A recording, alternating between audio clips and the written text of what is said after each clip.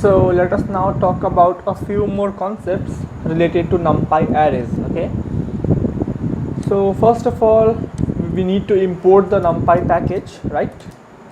So I'll do import NumPy as np.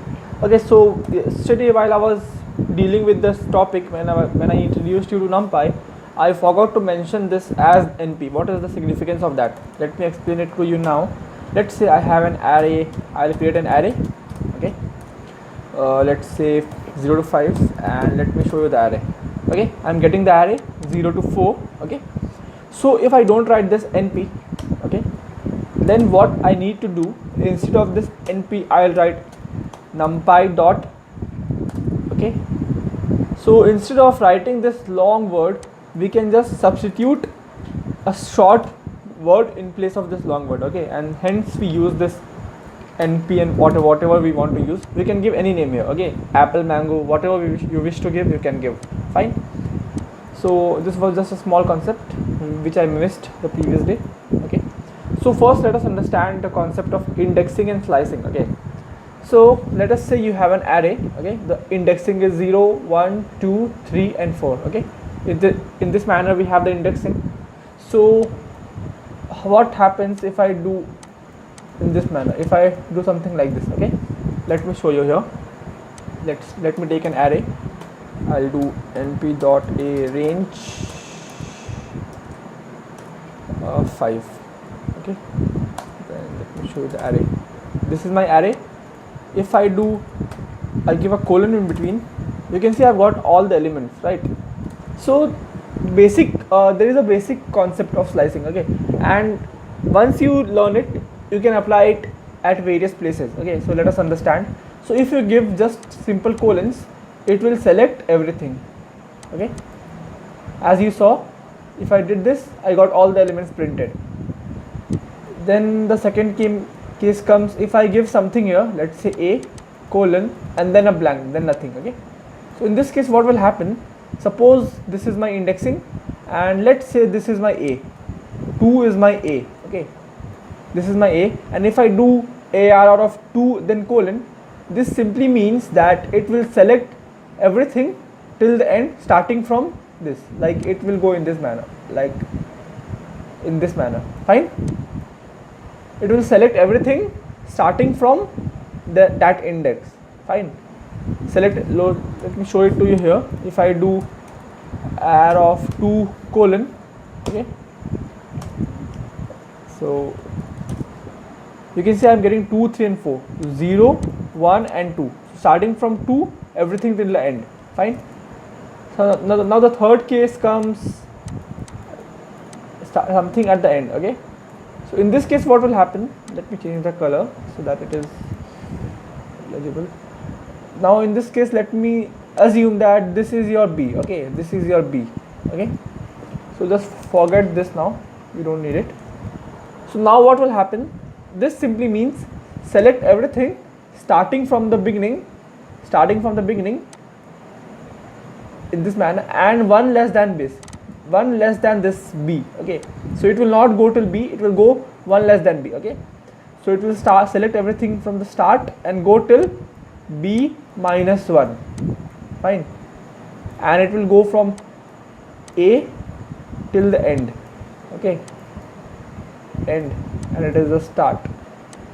Fine, now just the mix of these two. If I have a slice b, this will simply, what this it will do, let's say I have this array.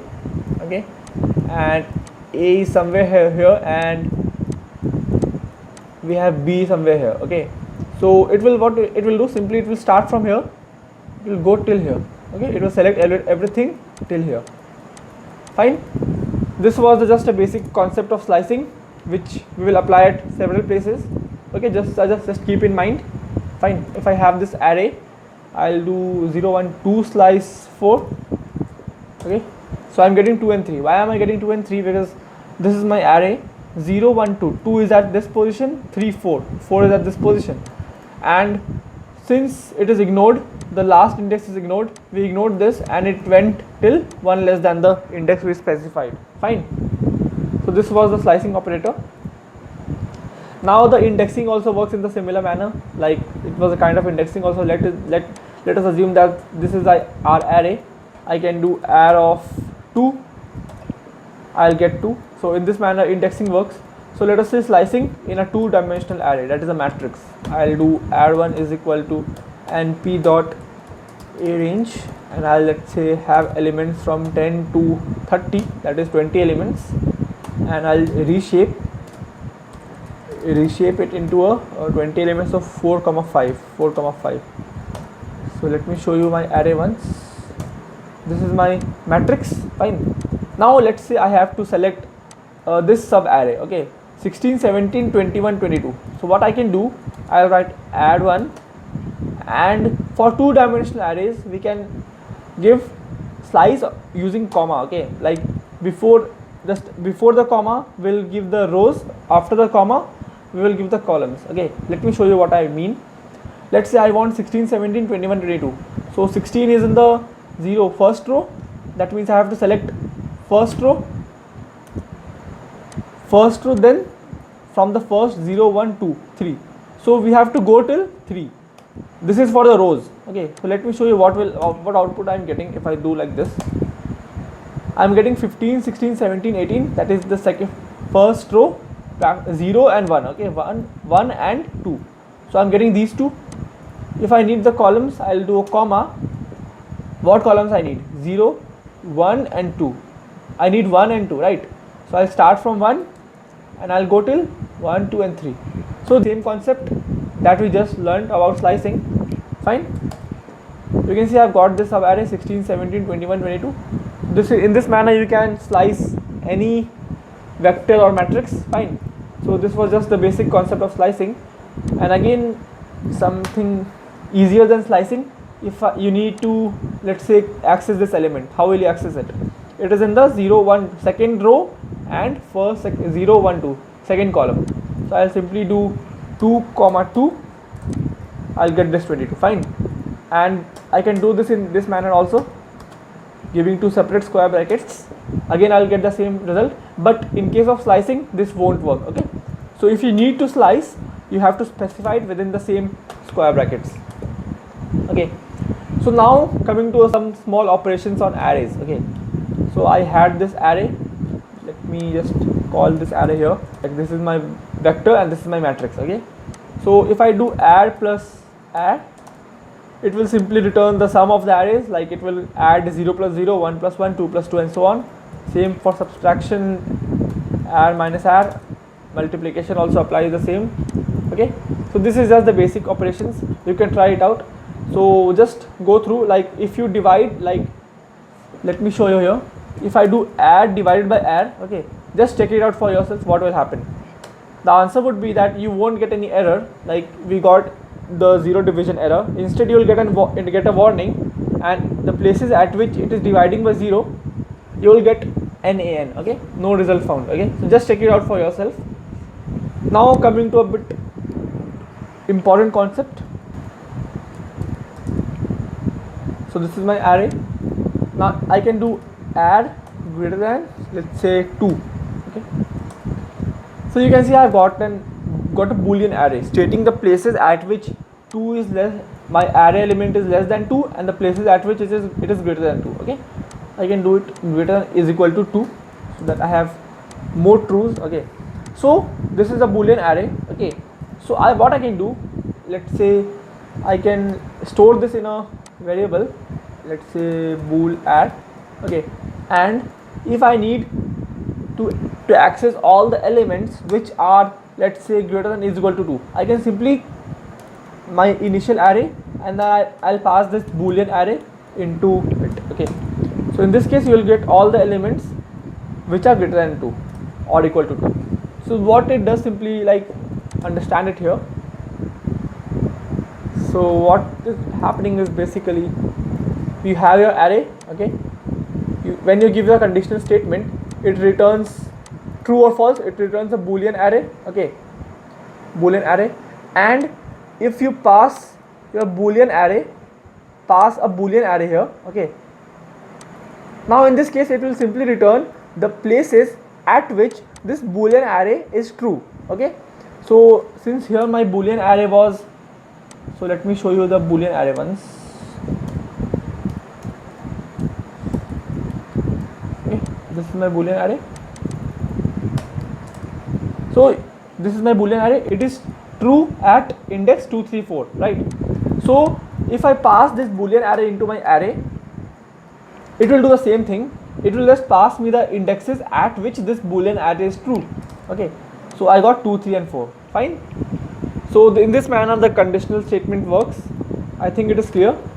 Now let us understand the concept of broadcasting. So what is broadcasting? Let's say I have this array. So this is my array 0 1 2 3 4 and 5. Okay, so if I do add of, here also the concept of indexing works. Okay, so if I do add of, let's say starting from 4 or else 3 is equal to 20. Okay, so what it will simply do, if I show you the array, it will convert everything starting from the index which you specified. It will convert everything to the value which you passed. Okay, I've got 20 here. You can understand why did I get 20, right? So let me take another array and I will take some large value in it. np dot range, let's say 20 comma 30. Okay, this is my add2. So now if I, let's say, do add2 dot, rather I add2 dot 4 colon 8 is equal to 100. If I show you the add2, you can see the index starting from 0 1 2 3 4 till 7 has been changed to 100. Okay, this is known as broadcasting. So there is another concept. Let me just show you that. If I do slice add is equal to, I'll just store add 2 from, let's say, 4 to 8. Okay, so if I show you the slice add, you can see I've got this part extracted in this slice array. Okay, now let's say I change this to is equal to 0. Okay, now my slice array will be changed since I have selected all the elements. So all the elements will be changed to 0, right? But if I show you my original array from which I had sliced this array, okay, you can see the changes have been reflected in the original array also. Okay, so this is known as call by reference. Rather, the address is passed. We have talked about it. So due to that, the changes have been reflected in the original array also, right? So now in order to prevent that, we have a method known as copy. Okay, so let me show you. We have our add2 here. Okay, so this is my array2, and if I do, let's say, add3 is equal to add2 dot, I'm calling the copy function here. Okay, so if I show you the add3 now, you can see I've just duplicated this array. I've duplicated the second array, right? This array. Now if I, let's say, add 3 is equal to 0, I'm converting all the elements of array 3 into 0, like I am broadcasting. So let me show you the third array. You can see I've just changed all the elements to 0, but if I show you my initial array from which I duplicated it, you can see it is as it is, right? So the dot copy function just creates another copy so that any changes that you make in this array won't be reflected into the original array, right? So this is also an important concept, just keep in mind. We will use it a lot. Okay? So these were some of the basic concepts that would be handy when we will talk about NumPy. Okay, so just keep in mind, and from the next video we'll start another library, pandas. Okay, this is also an important concept. So thanks for watching the video. Meet you in the next video.